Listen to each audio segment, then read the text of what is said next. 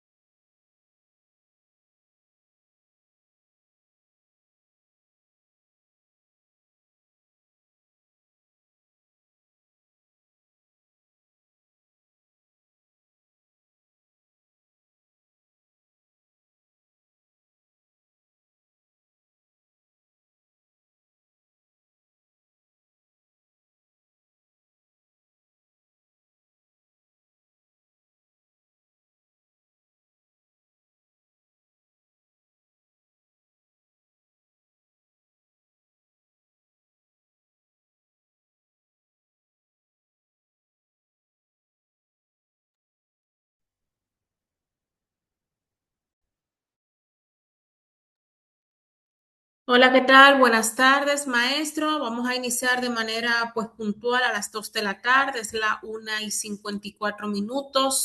veo que puede este, proyectar su pantalla.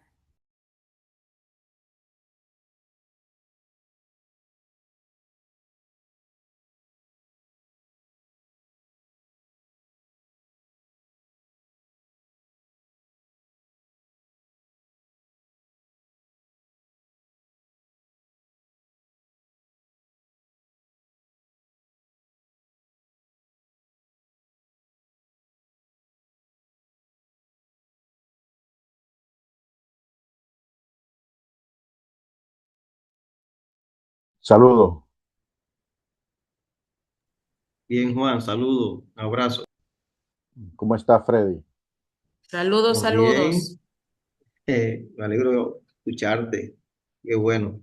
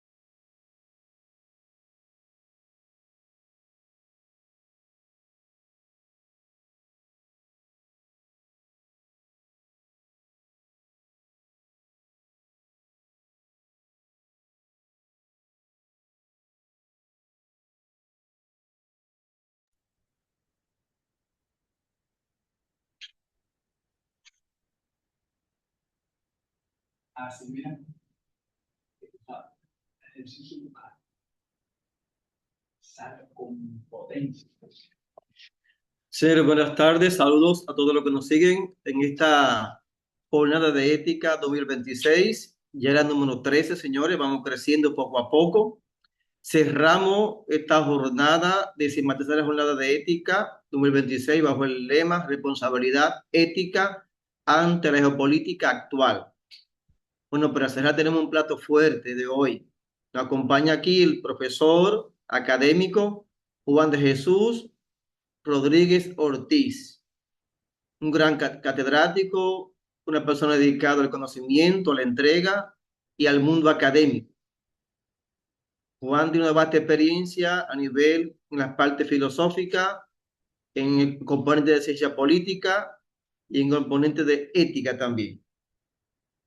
Licenciado en filosofía de la Pontificia Universidad Católica Madre y Maestra, la Pucamaima, posee un máster también en filosofía por la Universidad del País Vasco, máster en gestión y docencia universitaria por la Universidad Católica de Santo Domingo, máster también en ciencia política y desarrollo democrático por el Instituto de Altos Estudios en Ciencias Sociales y Global y la Universidad de Salamanca.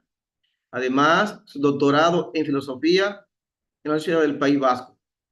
Juan comparte su experiencia, el doctor Juan comparte su experiencia a nivel de docencia universitaria en el ITRA y en la UAS, impartiendo la asignatura de ética, también de metodología de la investigación científica, introducción a la filosofía y ética centrada para estudiantes de medicina.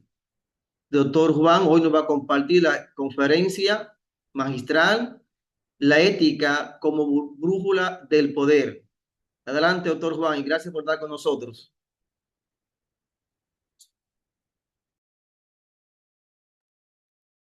Gracias, Freddy. Gracias por esa introducción. Gracias a todos.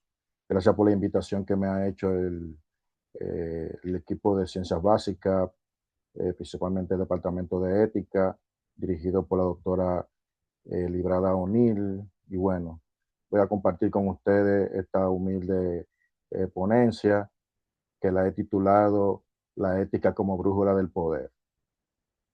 Entonces vamos a iniciar.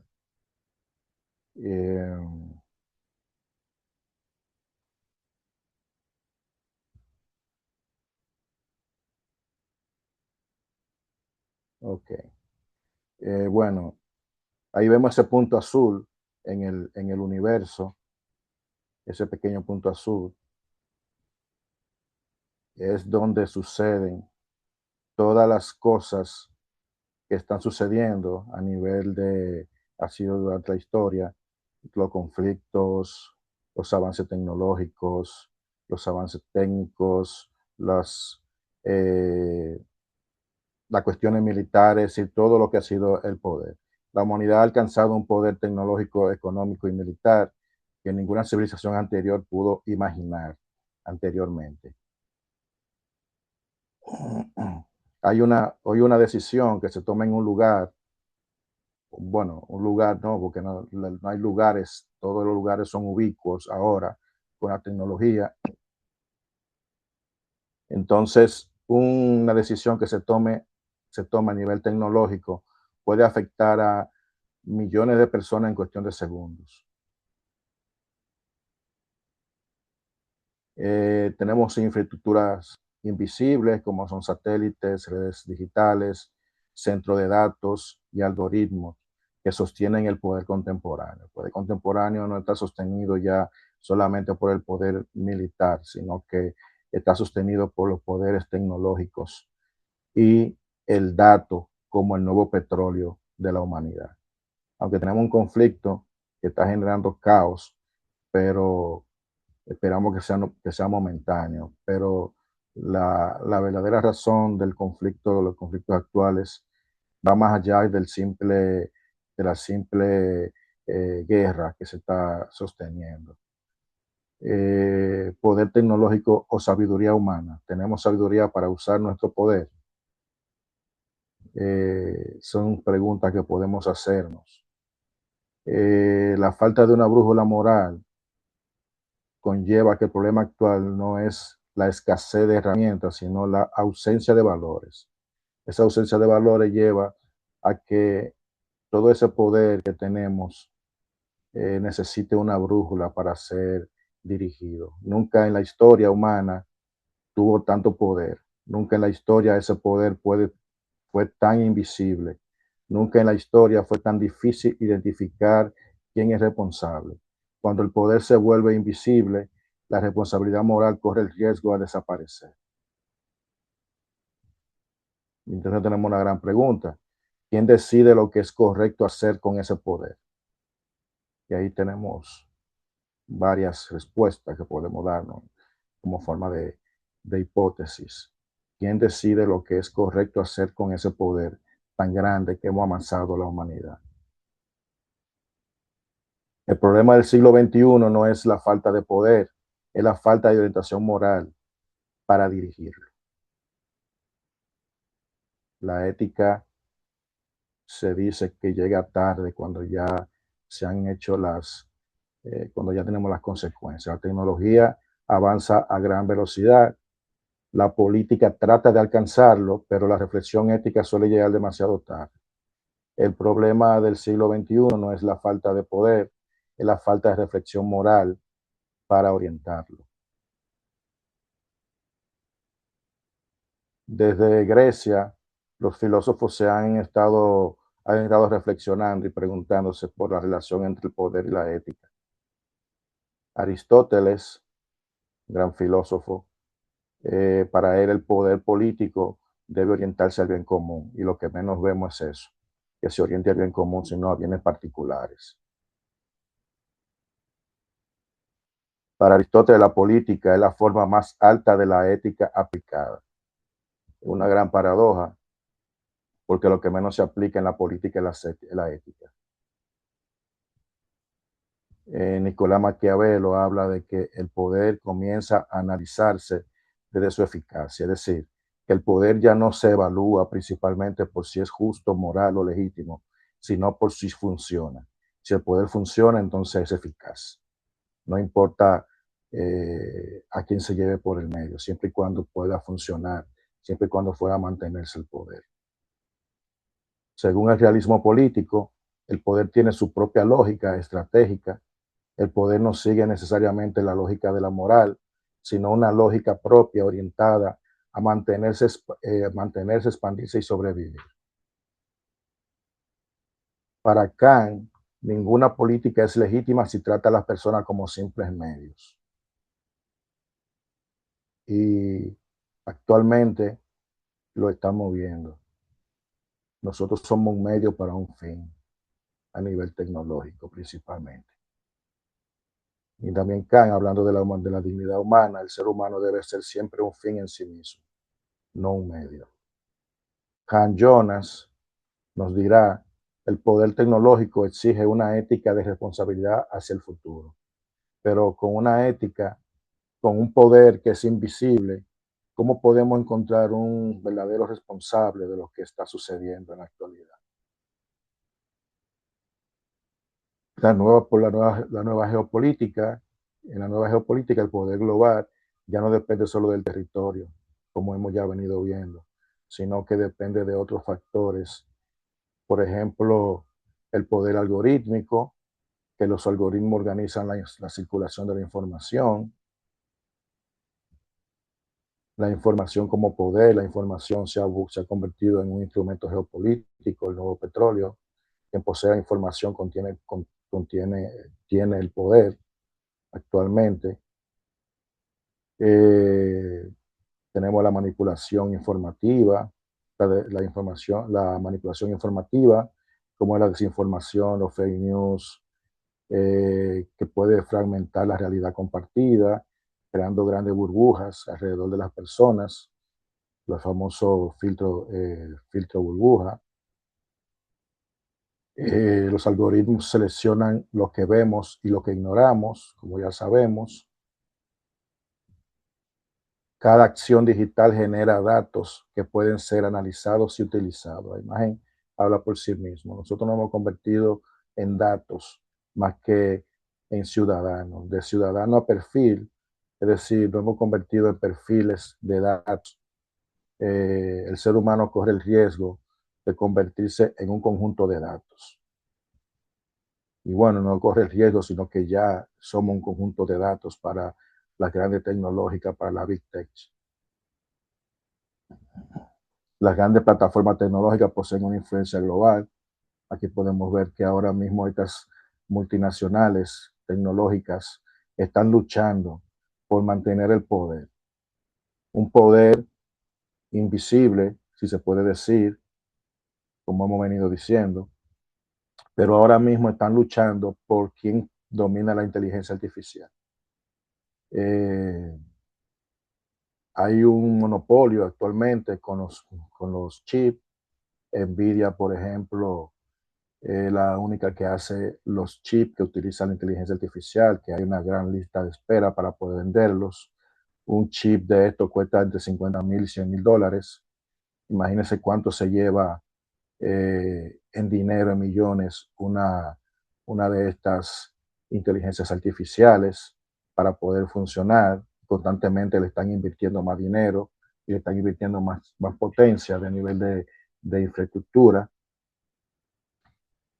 Entonces, el monopolio que están ejerciendo, quien va perjudicado, por ejemplo, es China, que a China no le venden los chips que hace Nvidia, sino que le venden unos chips mucho más limitados, mucho más, si puede decirse, sencillos, en comparación con lo que pueden comprar los Estados Unidos y sus aliados. ¿Quién controla entonces el espacio donde circulan nuestras ideas? Es otra pregunta que dejo al aire. Quien controla los datos posee una nueva forma de poder. La guerra contemporánea combina tecnología, información y economía. El nuevo rostro del poder. Hoy el poder puede operar sin mostrarse a través de algoritmos, mediante flujo de información, mediante arquitectura digital, mediante manipulación narrativa. El poder más eficaz del siglo XXI es aquel que no necesita mostrarse para influir. Hay tres niveles que podemos ver el conflicto contemporáneo, una anatomía de la violencia del siglo XXI, de lo invisible a lo visible. El mayor error del siglo XXI es creer que los conflictos comienzan con un disparo. Las guerras, los ciberataques y las crisis no son el inicio del conflicto, sino son su etapa final. Un primer nivel lo vemos, por ejemplo, en Pierre Bourdieu y el poder simbólico, que consiste en la imposición de significados sin necesidad de ejercer la fuerza física. Entre esos significados podemos destacar el uso de narrativas, moldear la percepción de la realidad mediante la desinformación y la propaganda algorítmica, legitimidad cultural, naturalizar las jerarquías, desigualdad y divisiones sociales hasta volverlas invisibles, influencia mediática, controlar el ágora virtual para dirigir la polarización y el odio colectivo. Hay un segundo nivel que es de Johan Galtung y la violencia estructural, diseño de sistemas que generan privación y conflictos latentes. Entre estos podemos ver la desigualdad económica, la distribución asimétrica y sistemática de recursos vitales y oportunidades entre los países principalmente. En el caso, por ejemplo, de China, que ha sido relegado al uso de los chips que se usan para la inteligencia artificial. Infraestructura digital global, brechas tecnológicas que amplifican el control hegemónico y la exclusión de mayorías, conflictos latentes, condiciones sistémicas que actúan como combustible esparcido esperando una chispa. Tenemos el tercer nivel, que es la pirámide de Heinrich-Dupont, la culminación visible de desviaciones profundas y no recuperadas. Entre esos eventos disruptivos, como síntoma, tenemos los ciberataques masivos, sabotaje a infraestructuras críticas y paralización de redes estructurales estratégicas, guerras cinéticas, el colapso total de la diplomacia y el estallido de la agresión física, crisis institucionales, la fractura abrupta del tejido social y el orden democrático. Aquí tendríamos la pirámide con las tres estructuras, con los tres niveles: violencia simbólica, violencia estructural y violencia visible. Los conflictos visibles solo son la superficie. Las guerras del siglo XXI se ganan o se pierden mucho antes de iniciar, en las tensiones estructurales y la narrativa simbólica subyacentes. Comprender la estructura es el primer paso para desactivar el conflicto. Aquí están los tres niveles. Gobernar a través de algoritmos. Los algoritmos se están convirtiendo en una nueva forma de poder político. Sistemas algorítmicos que influyen en la información que vemos, plataformas digitales que moldean la opinión pública, infraestructuras tecnológicas que organizan la economía global. ¿Quién controla los algoritmos que influyen en nuestras decisiones colectivas? El poder del siglo XXI es más técnico, más rápido y más invisible. Tenemos por ejemplo, una escena cotidiana, una persona sola mirando su teléfono a medianoche. Detrás, un sistema analiza emociones, intereses y comportamientos. Las plataformas compiten por capturar la atención humana. Podemos entonces preguntarnos hasta qué punto nuestras decisiones siguen siendo completamente libres si dependemos de la gobernanza de los algoritmos. Los algoritmos se están convirtiendo en una nueva forma de poder político. La inteligencia artificial ha dejado de ser una simple herramienta de cálculo para convertirse en la infraestructura invisible que moldea nuestra sociedad, define nuestras libertades y automatiza la autoridad. La ilusión de la objetividad. Los algoritmos no son neutrales, como ya sabemos. Son herramientas que son creadas por personas, y esas herramientas, como los algoritmos, están impregnadas, heredan y automatizan los sesgos, prejuicios, ideologías y objetivos comerciales de sus diseñadores. Son opiniones incrustadas en matemáticas. A diferencia de la ley tradicional, la racionalidad algorítmica no gobierna imponiendo normas explícitas. Gobierna procesando datos masivos para anticipar y predisponer conductas, preferencias y flujos de información sin que el individuo lo note.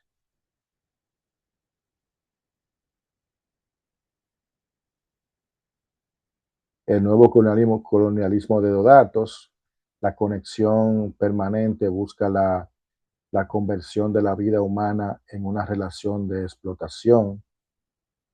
La materia prima es la experiencia humana, el mecanismo de extracción unidireccional y desregulada. Las grandes corporaciones tecnológicas, la Big Tech, configuran un modelo de explotación asimétrico para optimizar y controlar ecosistemas a nivel planetario, socavando la soberanía nacional.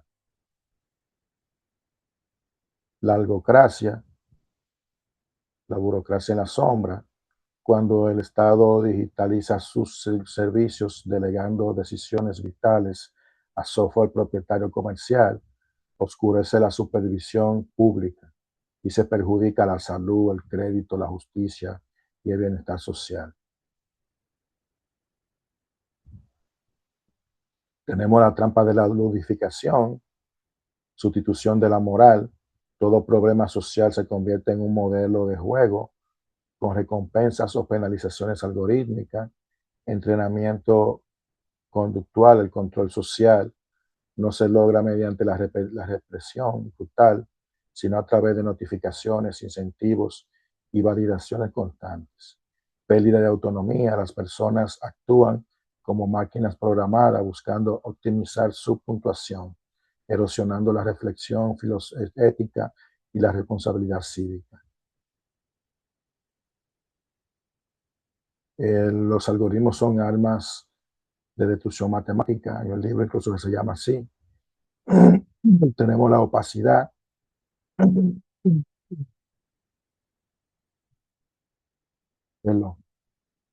Tenemos la opacidad, sistemas incrustables que niegan préstamos, empleos o beneficios sin ofrecer una explicación significativa.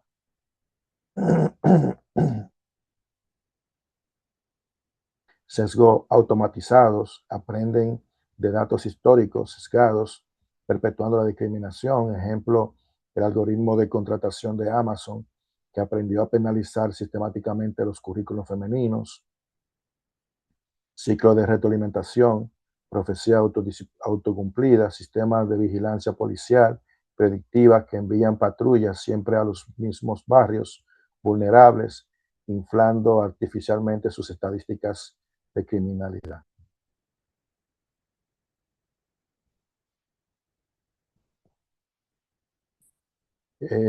No podemos tener democracia sin transparencia algorítmica. El diseño de nuestro futuro tecnológico es una decisión política, no un destino ineludible. Entonces, para lograr algoritmos transparentes necesitamos que sean auditables, códigos abiertos e inspeccionables por la sociedad civil y entes públicos, transparentes, obligación de informar sobre la lógica de la decisión, la explicabilidad, leales y justo, auditorías estrictas para eliminar sesgos y discriminación indirecta, instancia humana, garantía del derecho a la supervisión y revocación por parte de un ser humano real.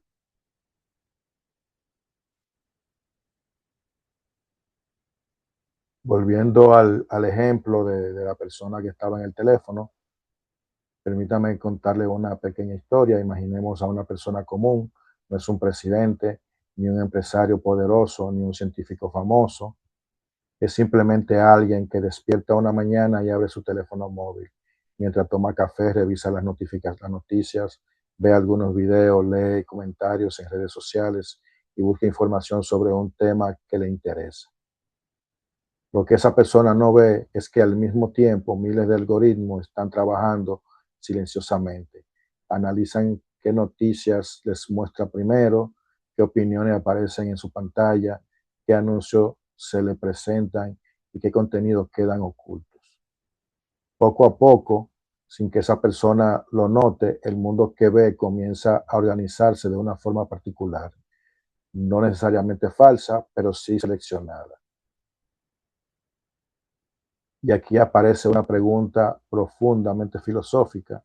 Si los algoritmos organizan la información que vemos, ¿hasta qué punto siguen siendo completamente nuestras las decisiones que tomamos? Cuando el poder se ejerce a través de sistemas tecnológicos invisibles, la responsabilidad moral se vuelve más difícil de identificar, pero también se vuelve mucho más necesaria. El poder del siglo XXI ya no siempre se impone por la fuerza, a veces simplemente organiza la información que vemos.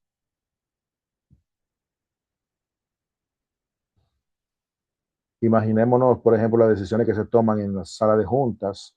Una simple decisión tomada por un grupo de empresarios de la tecnología puede afectar a millones de personas con pequeñas decisiones, millones de personas en cuestiones de segundos. Decisiones que se toman unilateralmente. Los sistemas digitales pueden amplificar polarizaciones, odio y desinformación. Hannah Arendt diría, la banalidad del mal consiste en cuando nadie parece responsable. El peligro del poder moderno es que las decisiones que se vuelven tan técnicas que nadie se siente responsable. La forma más peligrosa de poder es aquella donde nadie parece ser responsable. Frente a este escenario, necesitamos orientación moral. Necesitamos una brújula que guíe el poder que ha amasado la humanidad. Necesitamos una ética personal, pensamiento crítico y responsabilidad individual, una ética institucional. Empresas, universidades y gobiernos deben asumir responsabilidad ética, una ética global. La humanidad necesita principios morales para gobernar el poder tecnológico. La ética como brújula. Frente al poder tecnológico necesitamos responsabilidad personal, instituciones éticas y cooperación global. La tecnología nos da capacidad de acción, la ética nos da dirección. El dilema moral es que si el poder está distribuido en sistemas complejos, ¿quién asume la responsabilidad ética? La universidad, los gobiernos, la cooperación global, ¿quién? El problema del siglo XXI será quién tiene más poder. No será quién tiene más poder, será qué conciencia moral será capaz de orientarlo. La arquitectura oculta del conflicto contemporáneo, que ya lo hemos visto más arriba, el paradigma militar. Para entender la guerra ha caducado durante mucho tiempo. Pensamos la guerra únicamente como enfrentamientos militares visibles. Hoy los conflictos contemporáneos se libran en dimensiones completamente distintas: el espacio digital, la economía, la información y la cultura. Lo que muestran las noticias son solo la punta del iceberg. Lo que estamos viendo en Medio Oriente es solamente la punta del iceberg. Ya han pasado muchas cosas en la estructura y en la base que ha llevado a que se generen estas guerras que se están generando actualmente. Los bombardeos y ataques militares son el síntoma final. Debajo existe una estructura mucho más profunda de tensiones económicas, tecnológicas y culturales. La violencia visible requiere una base estructural e ideológica. Tenemos, por ejemplo, en el primer nivel, la idea que justifican la violencia, como la violencia cultural, la violencia estructural, estructuras que producen desigualdad y dominación. Y por último tenemos la violencia directa, que son las guerras y los conflictos ya que podemos visualizar.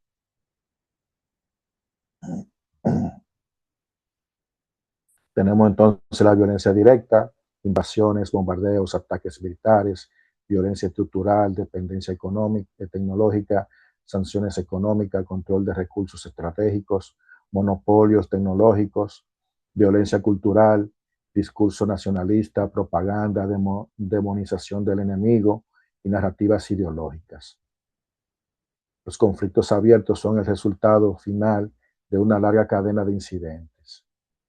Miles de incidentes en la base, muchos incidentes menores, miles de condiciones en la base, muchos incidentes menores, varios incidentes serios y por último la detonación de los conflictos bélicos.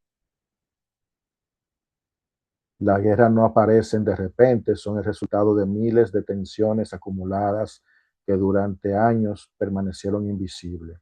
Tensiones diplomáticas, disputas comerciales, campañas de desinformación, ciberataques, competencia tecnológica y por último las detonaciones de las guerras o de la guerra que tenemos actualmente.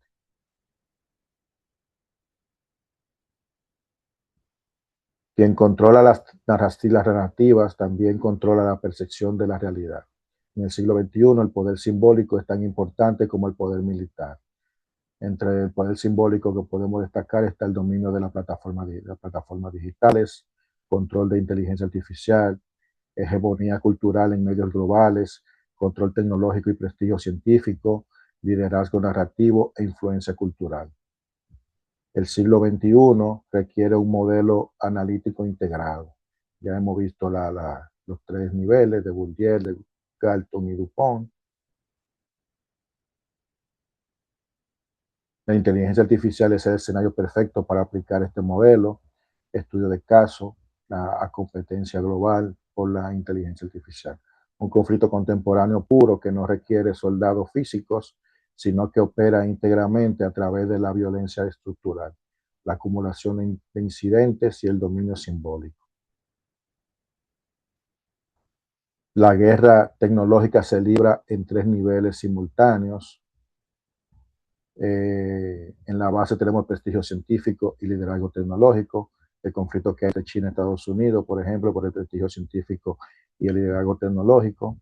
Estructura de dependencia tecnológica, como tenemos con Nvidia, por ejemplo, que todo, que dependen, toda la inteligencia artificial depende de esa tecnología, en la cual China no tiene acceso. Incidentes concretos acumulados, sanciones económicas, espionaje tecnológico, ciberataques constantes. Las guerras contemporáneas nacen de estructura de poder, de lucha simbólica por el control de la realidad y de miles de tensiones acumuladas que finalmente estallan en conflicto visible. El enfrentamiento militar es solo la consecuencia final. La única forma de orientar el poder moderno es utilizando la ética como brújula. El poder hoy es invisible, ubicuo y profundamente estructural. Desarrollar una ética robusta no es un ejercicio académico, es la única brújula capaz de orientar a la humanidad a través de la arquitectura oculta de los conflictos del siglo XXI.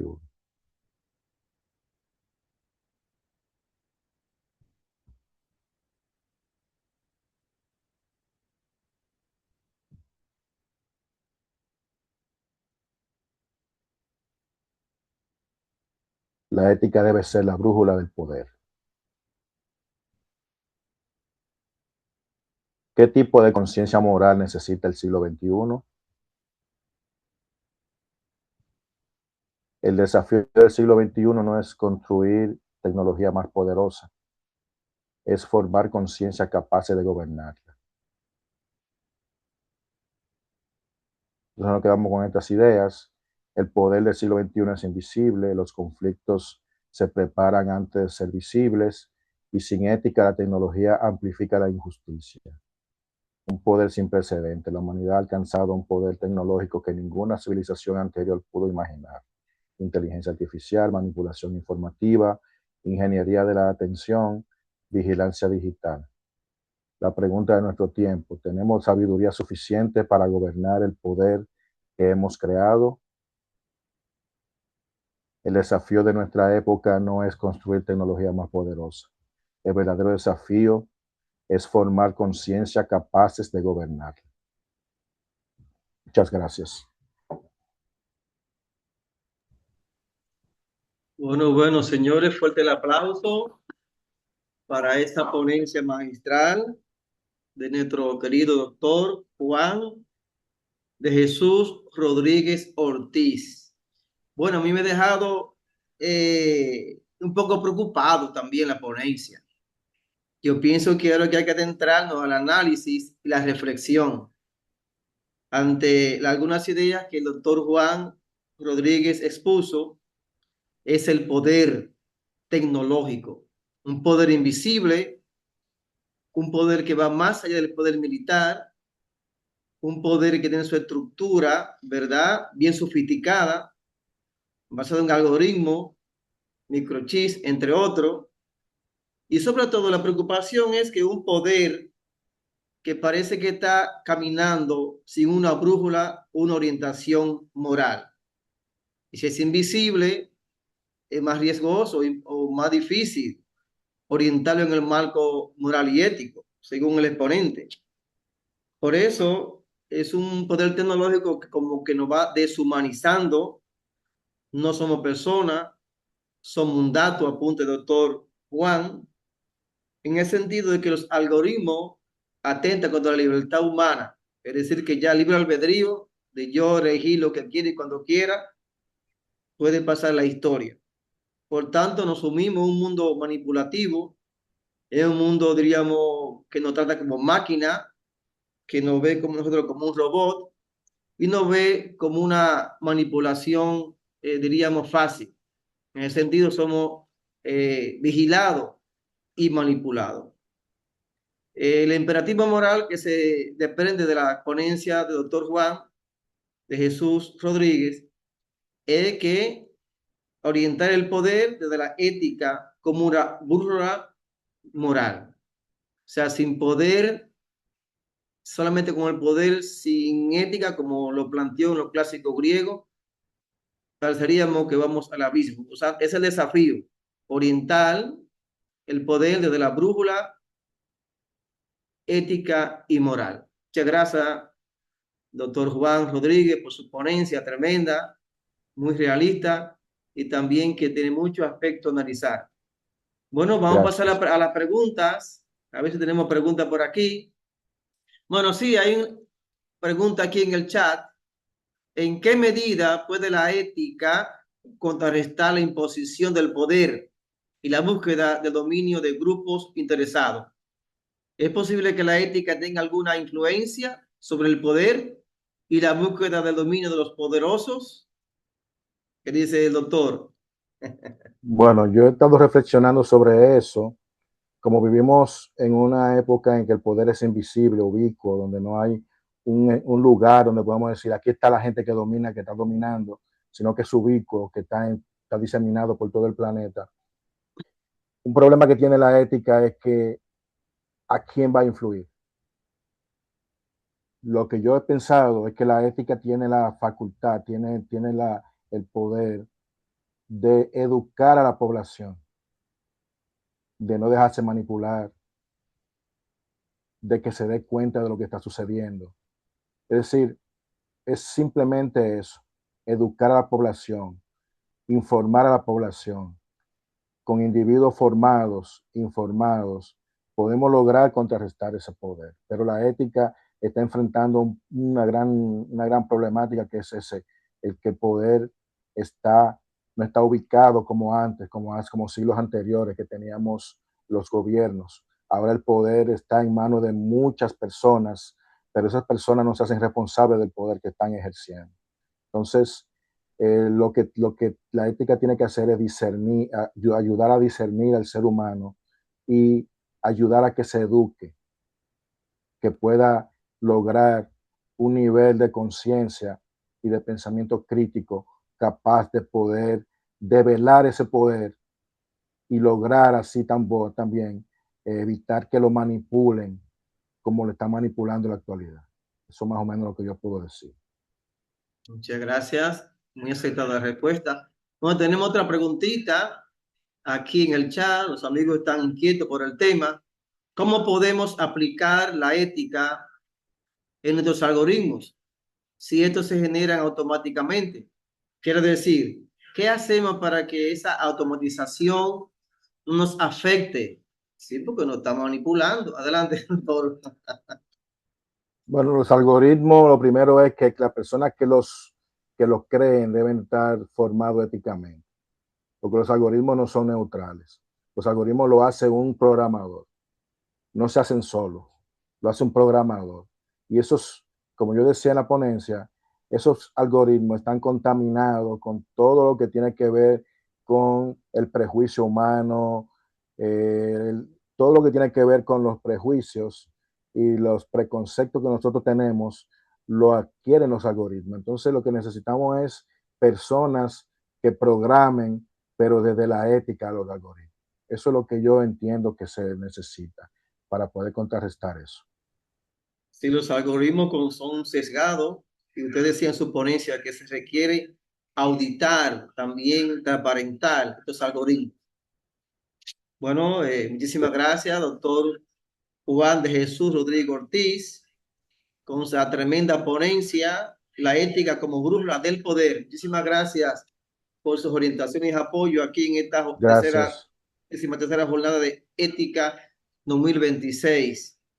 Bueno, ya cerrando la jornada, vamos a pasar a nuestra encargada y coordinadora del Centro de Ciencias Básicas y Humanidades, nuestra querida doctora Librada O'Neill, que tiene las palabras de cierre de esta 13ª jornada de Ética 2026 bajo el lema Responsabilidad ética ante la geopolítica actual. Adelante, doctora. Muchísimas gracias, maestro Freddy Alvarado, quien ha tenido a bien pues acompañar en la moderación al doctor Juan de Jesús Rodríguez, que recientemente acaba pues de disertar en una conferencia importantísima. Saludos a todos. buenas tardes. En el marco de la 13ª versión de la Jornada Ética 2026, bajo el lema Responsabilidad Ética ante la geopolítica actual, me queda simplemente decir que hemos vivido un espacio de reflexión profunda en torno a esos grandes desafíos de nuestro tiempo a través de importantes conferencias, paneles, ¿no? Que 3 días donde se abordaron de manera pues esencial pues la relación entre la ética, la tecnología y la geopolítica, así también pues como el papel de la ética en la construcción de sociedades más justas y conscientes. Esta jornada nos invita a reafirmar sobre todas las cosas que en los contextos complejos, adversos, la ética sigue siendo el camino, sigue siendo pues esa guía fundamental para la toma de decisiones orientadas al bien común. Finalmente deseo pues expresar mi agradecimiento personal y especial también a las autoridades académicas que han dicho presente en todo este espacio que hemos desarrollado pues esta jornada, al igual que los docentes del área de humanidades, específicamente los profesores de ética que nos han acompañado en estos 3 días, a nuestros estudiantes que han participado de forma pues activa y con gran responsabilidad asistiendo, ¿no? A cada una de las actividades programadas en nuestra agenda y saludar también pues el compromiso que se ha exhibido durante este tiempo, haciendo pues que este evento una vez más haya alcanzado pues el éxito, ¿no? Que siempre está pues presente, que haya sido pues posible. Así que me despido con esto y hasta una próxima jornada.